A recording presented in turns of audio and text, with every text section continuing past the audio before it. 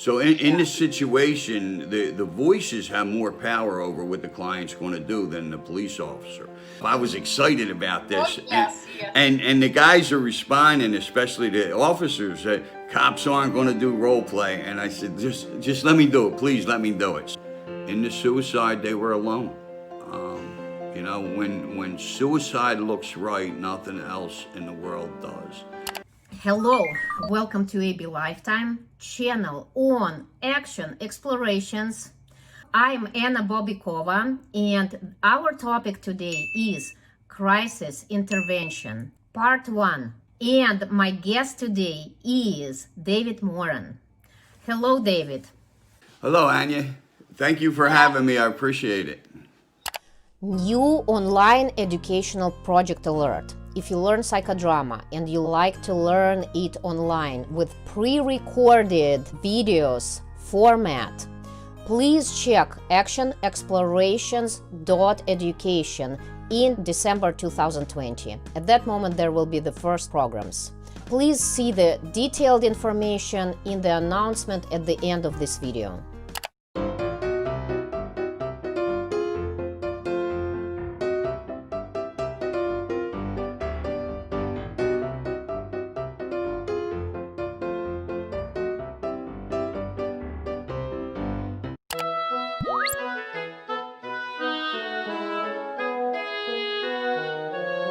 Could you please say what the term crisis, how do we use this in our interview? What does it mean? So crisis-like trauma is when an experience overwhelms the person's ability to handle it, their tools, their mechanisms, their coping skills, and their resources. Then a situation becomes crisis. A lot of what's going on in our world today is crisis. I know that you work in addiction field, so does this mean that we use, for the purposes of our interview, we do not talk only like addiction or like substance use crisis, when person in crisis with about that topic? It's just generally crisis, right? General crisis across the board, yes. Could you please describe what is crisis intervention? Actually, describe this term. How do we use it in this interview? So in this interview, we're going to reflect the crisis intervention training that we offer to the police in our area. And I'll talk a little bit about the history of that. And I'll talk a little bit about my involvement and how that unfolded. Because after I spoke to you last week, I thought about the broader picture of me getting involved in this in 2008 and then finding out in 2017 that all this was started at St. Elizabeth's through the National Health Institute and the Metro Police of Washington, D.C. in the 80s. Could you please give some more details on that?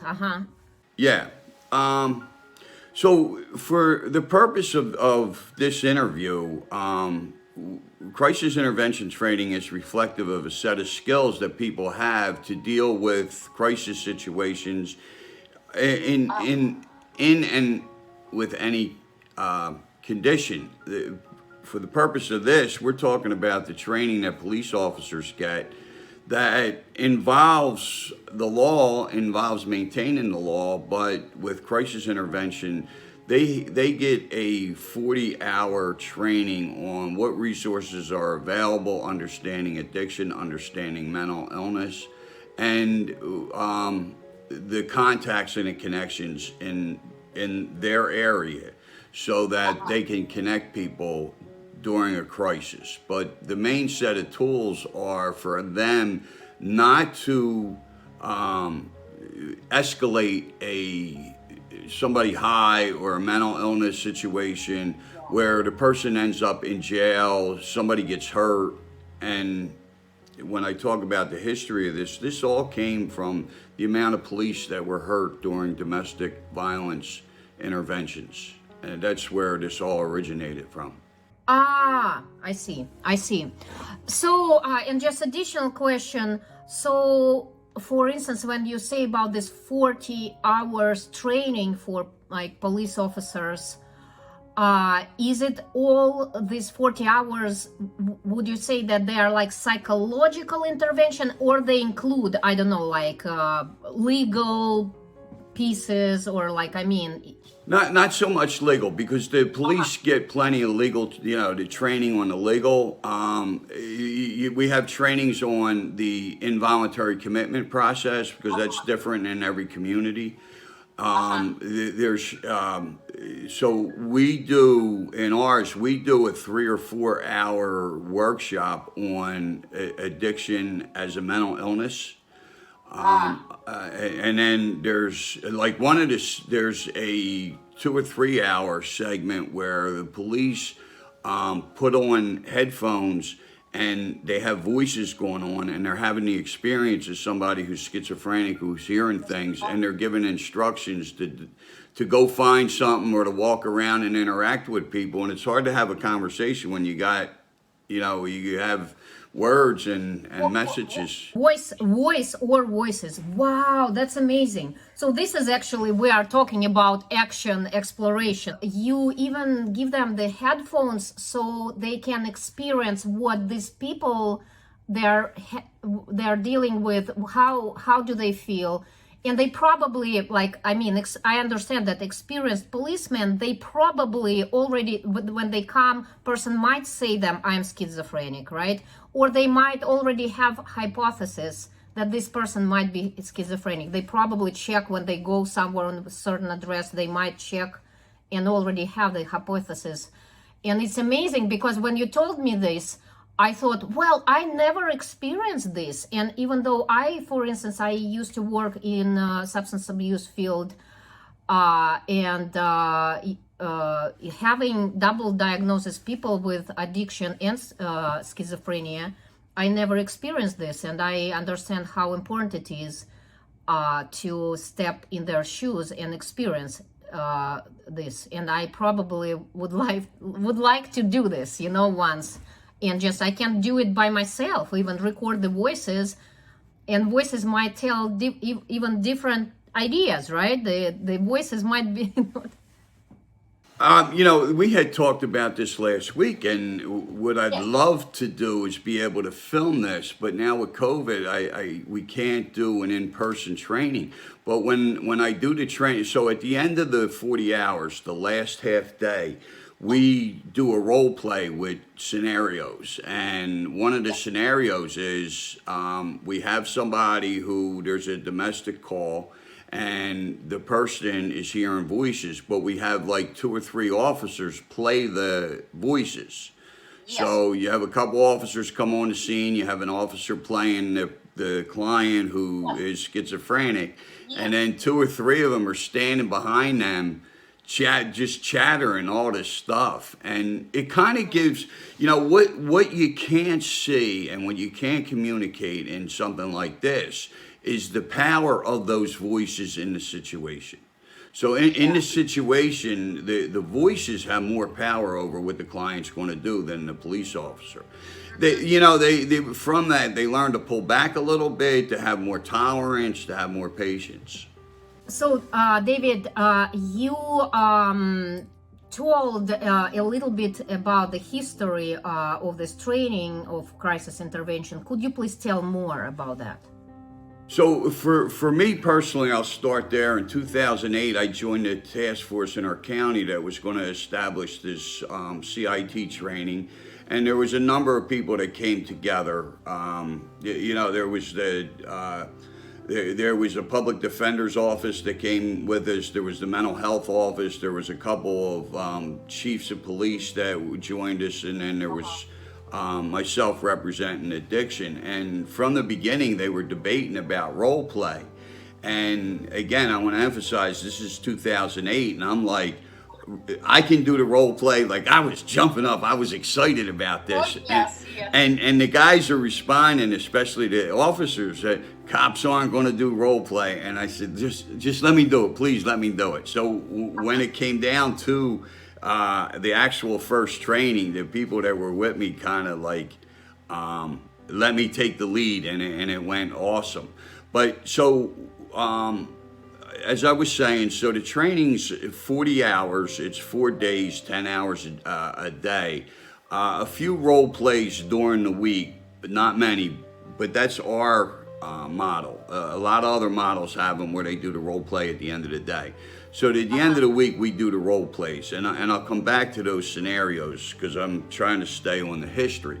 So we're doing this twice a year, sometimes more, with 30, 35 officers in our area. To date, we got a couple, 300 and some. So fast forward in 2017, the Psychodrama Journal, the Journal of Psychodrama, Sociometry, and Group Psychotherapy, Dale Richard Buchanan put an article in there about the history of St. Elizabeth's in Washington, D.C. St. Elizabeth's is where everybody in the psychodrama world has heard of the St. Elizabeth's training and the people that came out of it. What this article talked about was the training that they offered for the police in the 80s. They started putting these trainings together. And so after reading this article, I called Dale up and had a conversation with him about the experience with the training, and I was blown away because in my experience, so many people are taking credit of this, and then I'm like, that was us. It was Psychodrama was part of this thing, right? So I was all like proud to own the model. And Dale sent me a journal. It's called The Badge and the Battered. I don't know that you can get this, but The Badge and the Battered, you can Google Family Crisis Intervention Training. This is dated 1987. So, staying with the history of this, so in the 70s, there was a lot of research that came out how officers were being hurt in domestic violence situations. In the early 80s, they put this training together. And then in in 87, they have a book and it's a manual. And this, when I read this in 2019, it's exactly almost like line for line what we do in a crisis intervention training throughout the week. Some things been added, some things have been subtracted. But and the big thing is that this is in 2,700 communities. Crisis intervention is being offered in all the communities. And I just want to take a minute here because there's a lot of things I have in mind and things I want to say. I always had respect for the police, even when I was the drunk, like getting arrested. I was the guy that would just like chill out, yes sir, all that. There are guys doing a job, and women. And after doing this, I have the utmost respect for the officers that are put in these challenging situations.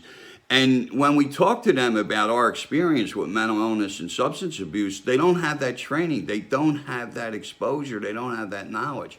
But they are open and hungry to get it. And I want to put this in here. There's all this talk about defunding the police and community policing and all that, and I'm not an advocate for any of that. I am an advocate for this crisis intervention training, and I believe this is a model that would satisfy everybody and put the police in a different communication and relationship with the citizens and the people of our communities. Could you please describe more, maybe a little bit deeper, the techniques or the models which you use in your training? Okay, so the workshops are didactic, and they'll go through an explanation of what the different mental illnesses are, and substance abuse is a mental illness and what makes it so. We do a couple hours on self-care. There's something for the vets. There's a presentation by the drug courts. There's a presentation, and there's two officers that do it with us, and they do a couple workshops where they talk about, officers' self-care and officers' involvement and pride in what they do. And there's a round table that has grown in this where it's an open-ended conversation. And I remember when we first sat at the table, one of the people from the community that was involved in this was saying, we're not ready to do this. You know, the crisis centers have to be prepared to handle this referral source. And I can tell you, 20 years later, we're still having the same discussions on the biggest problem that the police find is they drop somebody off at the crisis center, and they're in the community before the officer gets back to the precinct. And so there's bugs that we have to work through. But that round table of having a conversation and learning what the limitations of each other are. But you asked about specifically the role plays. So I usually use 4 scenarios. The first one is they get called to a situation and somebody's drunk or high. That's all I put out. I have a little whiteboard I write on who's drunk or high, how old are they, who's in the house, and then who are the police. So the first thing I do is I have somebody Kind of sociodramatically, right? it's a sociodrama. So I make the offer, who wants to play the drunk? And that usually gets them up. So the first person jumps up and I'll say, who wants to play the parent? And nobody raised their hand. So I have the person that jumps up to play the drunk. I said, all right, we'll pick. And then they start having fun picking their buddies or picking, people they want to bust stones on. So then, and then we have 2 officers come on the scene. And what I always note, and I always love how respectful they are, when they come up on the scene as the officer, one takes the lead, the other steps back. And, that uniformly has been always the case. And it's a procedure that they do and they follow it well. But so in this scene, we have somebody who is, the drunk, so let's say the teenager, acting out, threatening mom and dad. Mom and dad are all upset. He's doing this all the time. So, one of the officers is talking to the family, one of them's talking to the kid. Well, then I have somebody else come in and play the alcohol. So just like the voices, now the cop's talking to the kid, the parents are yelling, the kid's acting out, but the alcohol's telling the kid what to do.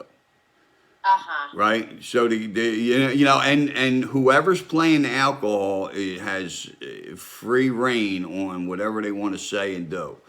And sometimes they'll just actually get behind the kid and push them and get in the cop's face or they'll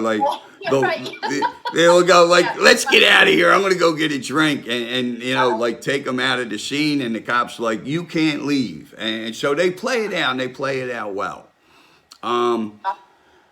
So I described the other one, we have somebody who has psychotic disorder, probably schizophrenia, that has the voices, they create the scene, 2 officers come in, and then we have a couple of the officers stand behind the person who has the schizophrenia. Now, again, the person with schizophrenia is being played by an officer, right? And then there's 2 or 3 voices behind them why the officers are trying to intervene in the scene. We have somebody who's psychotic and over and over again they go, I'm so confused, I don't know who to listen to. But and then after, when we do the processing and talk about it, the feedback is always, I am so impressed on how much power those voices have, how much power that alcohol has. Now, why I have you, one of the things that I wouldn't touch for the first 5 years was an officer drinking. And then what happened, maybe 5-6 years ago, some officers got in trouble, there was a suicide, and I threw it out there, and they jumped on it. And again, I just put it out there, okay, officers drinking, it's your partner, what are you going to do? And we set up the scenario. And the first time, it was just confronting the guy. So same type of scenario. Had officer, his partner comes in, confronting him, got to do something, the wife, and then the second time it was the husband who, who was the officer drunk or under the influence. And, you know, the scene plays out like they do. But the second time we did it, without any prompting, the person playing the officer said, you know, I want to commit suicide. And so we're on the scene up on the front of the room. And one of the officers from the audience stood up and said, this past protocol, it's not a conversation anymore. You have to take action. And like everybody on the scene froze and go, he's right. And then they went into action on what they would do. You know, they had to call in the chief. They had to because it was, you know, it was a suicide. And since then, spontaneously, because the people that are in the audience are different every time. Since then, when the resistance from the officer who's under the influence goes so far as he's not accepting help from his peers, somebody from the audience and says, you need to take action here. And that surprises me, because I do this scenario in a lot of trainings with people, you know, nursing. You know, nursing has somebody stealing meds, and I have somebody play the nurse, the manager. But all the time, people are they're amazed at the power of the drug or the alcohol, but they all want to play games with the protocols. The cops didn't. When you know, when the officers resistant went to, like, they were drinking on the job, they were showing up hungover, somebody from the audience said, you got to make the report. As soon as the guy started talking about suicide, and again, unprompted, somebody stood up, you got to report this. This goes up the line. Yep. So in a lot of other scenarios, people will play games with the addict and somebody under the influence, trying to be nice, trying to protect their coworker. Yeah. But the police, like, they have a thin line. Wow, that's amazing. I was about to tell you about, like, I don't know if it was the first or second time we did this. They really got into it. It was a fun group of people all week, very interactive. And they had been prompted by the first group that went through it. So they knew what they were getting into. They were fully on board. But also some younger officers were coming in. So they were excited about what was going on, and they were fully engaged from the first hour. But in the role play at the end of the week, they actually, when they went to arrest, in one of the scenes, when they went to arrest the fellow cop, they were all in uniform, they all had their guns on. They threw him up against the table, put his hands behind his back. Everybody's like freaking out.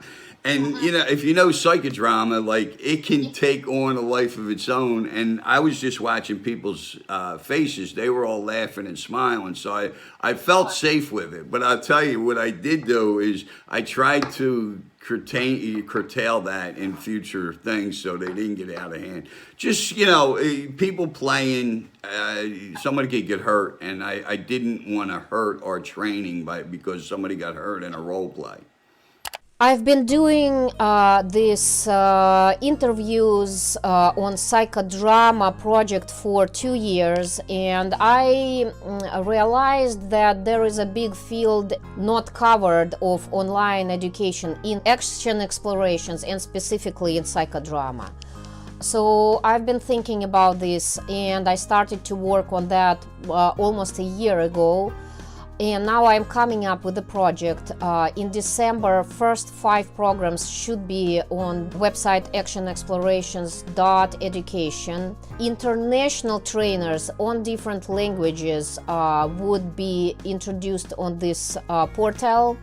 All programs are pre-recorded. All programs have the part with lectures, the part with case, and the part with evaluation. So you can get certificate at the end, and you can use your hours for your continuum education, for certification with your boards. If the programs will be in English, I'm talking right now to translate them to Russian, Korean, Spanish, and Portuguese. international trainers would be presented there. At this moment, I mostly work with American trainers, but later I am looking forward to work with international trainers. Guys, I'm looking forward to hear your feedback, and I'm looking forward for co-creation with students and with trainers, and just make psychodrama more available online. I also looking forward for the programs which would be not to for psychodramatists or people who are using action exploration methods in their work, but for just regular people, how to use psychodrama in their life, how to improve the life quality with action explorations.